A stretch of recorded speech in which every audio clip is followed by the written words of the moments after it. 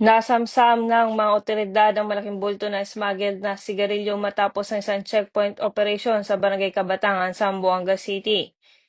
Ayon sa mga otoridad, bandang 12:00 ng hating gabi nang makatanggap ng impormasyon ang mga tauhan ng Regional Special Operation Group 9 mula sa isang confidential informant hinggil sa isang closed van na naglalaman umano ng smuggled items na dumaraan sa bypass road.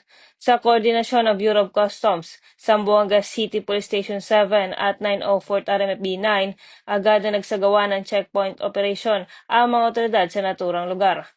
Isang close van na may plakang PNK 326 na minamaneho ni alias Nasif ang tumangging huminto at tumakas matapos hinga ng driver's license. Hinabol ng checkpoint team ang sasakyan sa loob ng humigit kumulang 200 meters hanggang sa ito ay maharang. Sa isinagawang verifikasyon, natuklasan ang 48 kahon ng United at Canon na sigarilyo na may tinatayang halaga na mahigit 4.3 milyon ayon sa Bureau of Customs. Nabigo ang driver na magpakita ng anumang kaukulang dokumento para sa mga sigarilyo. Patuloy pa ang investigasyon ng mga otoridad at ang mga nakumpiskang kontrabando ay isa sa ilalim sa wastong disposisyon ng Bureau of Customs, habang ang driver naman ay dadalhin sa Zamboanga City Police Station 7 para sa kaukulang proseso.